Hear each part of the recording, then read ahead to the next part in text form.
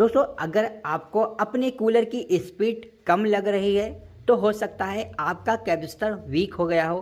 तो दोस्तों आज वीडियो में देखेंगे कि कैपेसिटर को किस तरीके से चेक करेंगे कि कैपेसिटर सही है या वीक हो गया है। तो दोस्तों ये है हमारा कूलर और कूलर में लगा है ये 4 MFD का कैपेसिटर और हमारे पास है एक 3 MFD का कैपेसिटर और एक हमारे पास है 2.5 MFD का कैपेसिटर। तो सबसे पहले हम इस 4 MFD के कैपेसिटर को कूलर को चलाएंगे और जानेंगे कि इसको हम किस तरीके से चेक करेंगे कि हमारा कैपेसिटर सही है या ख़राब है।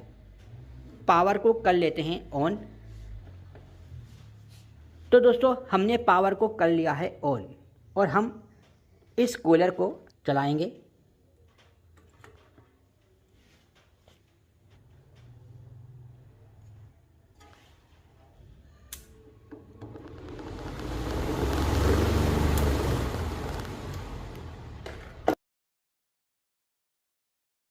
अब हम कैपेसिटर को चेक करेंगे।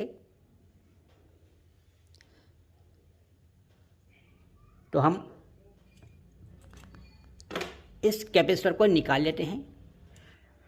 दोस्तों इस कैपेसिटर को हम डायरेक्ट पावर में लगाकर चेक करेंगे कि हमारा कैपेसिटर सही है या ख़राब है। तो हम इस कैपेसिटर को पावर देंगे। हमें सिर्फ 1 सेकंड ही लगाना है इसको। हमने कैपेसिटर को पावर में लगा लिया है। दोस्तों पावर में लगाने के बाद कैपेसिटर चार्ज हो जाता है। तो चलिए इसको शॉर्ट करते हैं। दोस्तों जब हम इस कैपेसिटर को पावर में लगाते हैं तो पावर का करंट इसमें चार्ज हो जाता है और जब हम इनकी वायरों को आपस में शॉर्ट करते हैं तो एक बड़ा स्पार्क्स होता है और उसकी एक आवाज़ होती है। तो इसको हम एक बार और चेक करेंगे। दोस्तों हमने इसको एक बार और पावर में लगाकर इसमें करंट चार्ज कर लिया है। अब हम एक बार इसको और स्पार्क करेंगे। ये देखिए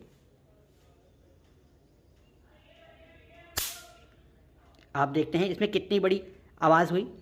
दोस्तों इसमें हम लगा के देखेंगे एक 2.5 MFD का कैपेसिटर।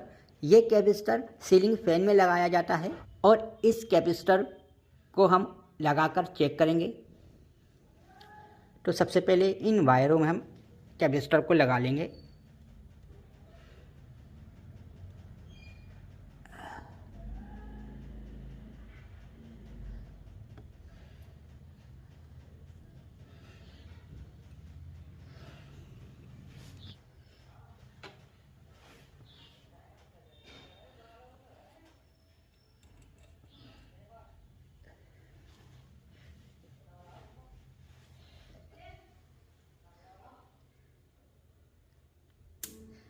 दोस्तों हमारा कूलर 2.5 MFD का कैपेसिटर लगाने पर भी हमारा कूलर अच्छी तरीके से चल रहा है।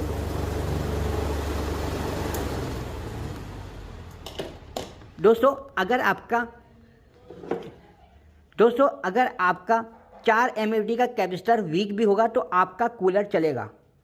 लेकिन कूलर वीक है, कैपेसिटर अगर वीक है तो उसको किस तरीके से चेक करेंगे। तो चलिए इस 2.5 MFD के कैपेसिटर को भी हम पावर देंगे। तो दोस्तों अब हम इस 2.5 MFD के कैपेसिटर को भी पावर देंगे और चेक करेंगे कि इसका स्पार्क कितना तेज़ होता है।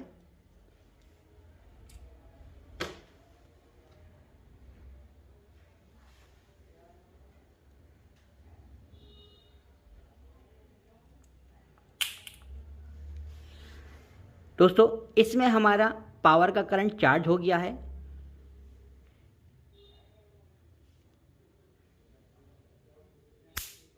ये देखिए दोस्तों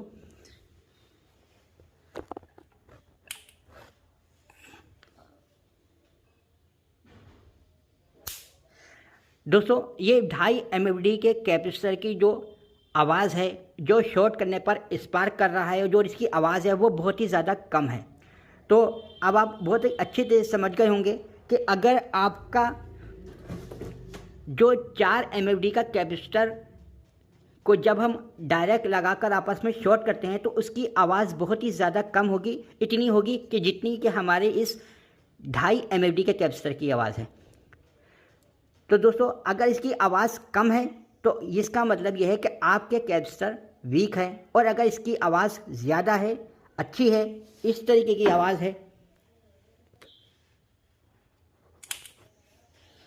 अगर इस तरीके की आवाज़ है तो अब आप समझ जाना कि आपका कैपेसिटर सही है।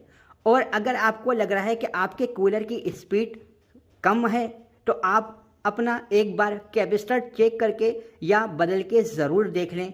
हो सकता है कि आपके कैपेसिटर ख़राब हो, या फिर आपका कूलर की मोटर नहीं चल रही है। दोस्तों, अगर आपके कूलर की मोटर नहीं चल रही है तो आपका कैपेसिटर अंदर से बिल्कुल डेड हो गया है। अगर डेड हो जाएगा तो भी आपकी कूलर की मोटर नहीं चलेगी, और अगर वीक हो गया है तो आपके कूलर की स्पीड होगी बहुत ही ज़्यादा कम, और अगर ये बिल्कुल ठीक है तो आपके कूलर की स्पीड होगी बिल्कुल ओके। तो दोस्तों, एक बार आप कूलर की मोटर अगर आपकी नहीं चल रही है और अगर बहुत ही ज़्यादा स्लो चल रही है तो आप अपना एक कूलर का कैपेसिटर ज़रूर बदल के देख लें, और इसमें आपको लगाना है 4 MFD का कैपेसिटर।